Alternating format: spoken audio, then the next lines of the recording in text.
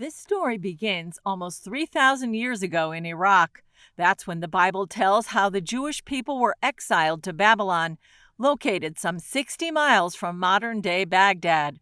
After the exile ended, many descendants stayed there for generations until the State of Israel was established in 1948. One thing my mom told me, she said, when you leave Baghdad, never talk about the stuff that happened.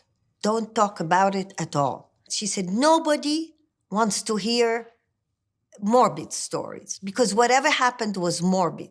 I told her, but why? I want everybody to know what we've been through if we survive, if we get out. Filmmakers Carol Basri and Adriana Davis agreed the story needed to be told.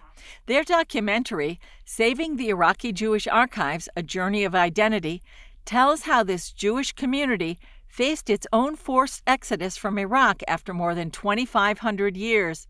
It sheds new light on the history of this community, the struggle to save the evidence of its existence, and the fight to keep the story alive. I've learned that it's a much bigger issue than just things from the Iraqi Jews. It's also about the cultural and religious heritage of all ethnically cleansed people in the Middle East. The archives, to me, became the sort of physical embodiment of the way the community was legally disseminated, because there is a legal precedent that detailed the laws that forced the Jewish community out. If you can't work and you can't go to school and you can't even hold money in the bank, you can't hold property, how are you to stay? Due to this growing persecution, more than 160,000 Iraqi Jews began fleeing their homeland in 1952. Over the following decades, Saddam Hussein and the Iraqi government continued to punish the community by stripping property, seizing religious and cultural items, and purging personal records, including photographs.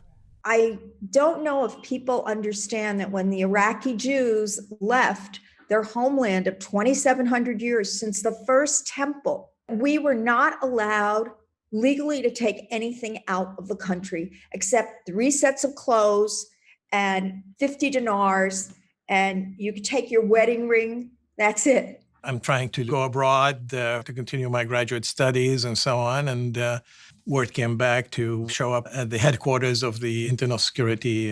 They ushered me into a room where they were taking somebody out who was already being interrogated, and it was all blood on his head and so on. It was a little bit of a frightening experience. Fast forward to 2003, when during the Iraq War, the U.S. bombed the Mukhabarat secret police headquarters in Baghdad. Explosions ruptured the water system and flooded the basement. Based on an intelligence tip, Harold Rode, an Orthodox Jew working for the Pentagon, and others entered the building and found the collection of Jewish belongings underwater. With U.S. military help, they rescued nearly 20,000 personal and religious artifacts confiscated from the Jewish community, some hundreds of years old. This whole project is a project of miracles. Hashem, God put me there. As far as I'm concerned, I was there to be there to help make this project work. Items included Torah scrolls and prayer books, as well as documents of the Frank Eni School, the last Jewish school in Iraq. It closed in 1972, and its founder, Frank Eni, was Basri's grandfather. The school that my grandfather founded was founded because of the Farhud, which was the pro-Nazi uprising in Iraq in 1941. Well, there was no Israel then. The damaged artifacts were shipped to the National Archives in Washington for restoration. In watching how that community left, to have miraculously found all this material, religious, cultural, personal material, to find all those items was, to me, the actual physical embodiment of the spirit of the Iraqi Jewish community. The U.S. government's initial agreement indicated it would return the archives to Iraq, where there are just a handful of Jews left today. The State Department is trying to work out a new deal whereby the archives would stay in the U.S. The Jewish community is concerned that if it's returned, it will only be neglected or, worse, destroyed.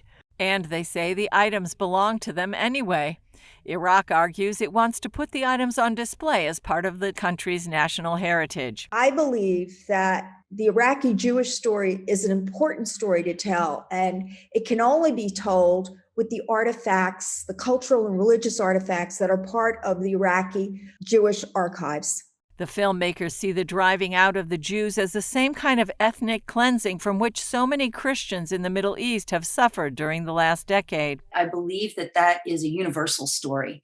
It's not a Jewish story. As someone from not that background by birth, I understand the parallels to early Christians, or, even what's going on now. We just heard about it in the news when the Pope visited. Davis says they need another miracle in order to keep the archives in the U.S.